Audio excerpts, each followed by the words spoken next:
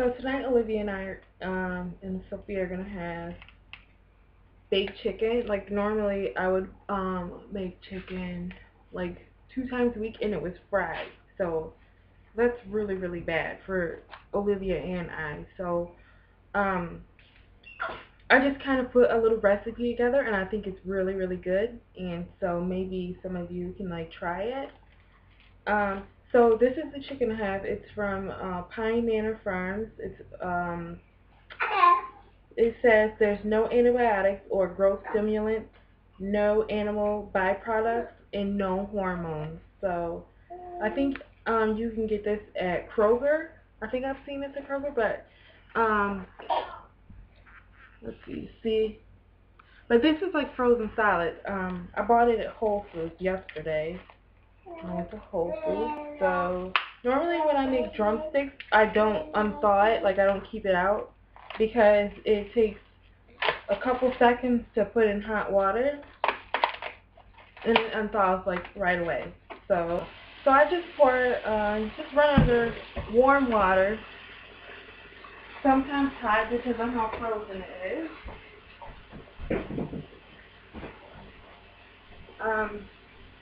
Gonna wash my hands while touching chicken. And then another thing that we're gonna have tonight is organic mac and cheese. We've never had this before, but we are gonna try it. I did try a box brand of organic macaroni cheese, and I didn't like it. I probably made it wrong. I don't follow directions very well. I mean, I just put milk and water, like how much I'd like in it, and then sometimes I add cheese. So this is the 355 from Whole Foods organic mac and cheese. So here it is. And it says you can microwave it or put it in the oven. And since we're gonna put our chicken in the oven, I'm just gonna go ahead and pop this in the oven also.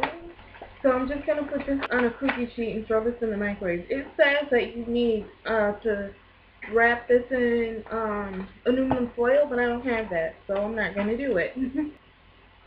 Okay, so I'm just gonna plop this on my little glass tray and put it in the oven.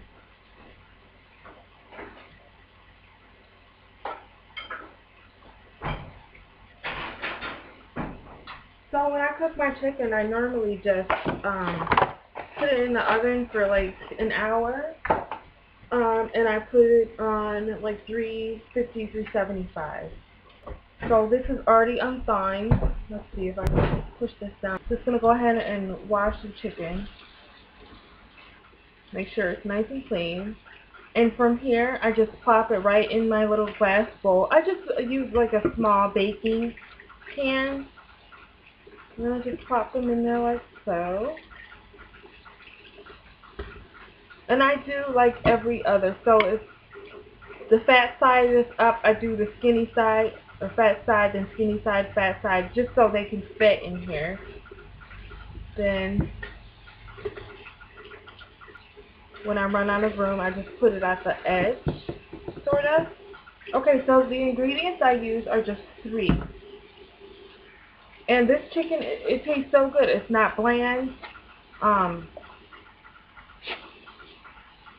don't use a lot of ingredients. Okay, so an ingredient that I use a lot, and I get this from my mother.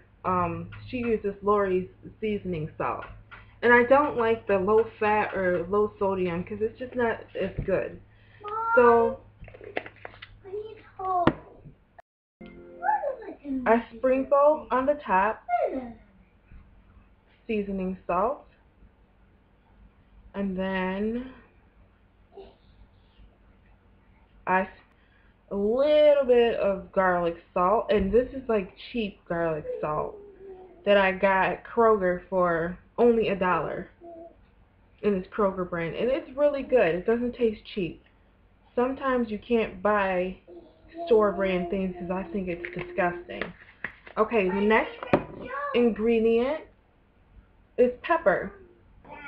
I sprinkle very little bit of pepper.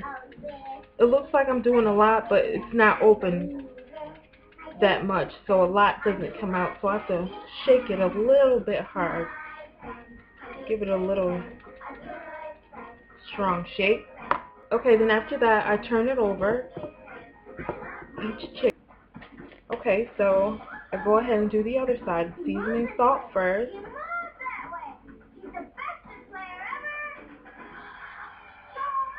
Very quickly. And then garlic salt. And I put very little garlic because the seasoning salt is already really salty in itself. And the garlic salt just gives it a little kick of flavor that I really adore. And it's so good. This chicken is so good. And then last, my third ingredient is pepper. And I don't use that much because Olivia can't take, she's only 4, she doesn't eat a lot of spicy to salty food. And then, after I'm done, I'm going to go ahead and flip it again just so some of the salt comes off again. Just so I make sure that the chicken isn't really, really salty. Okay, after that, wash my hands.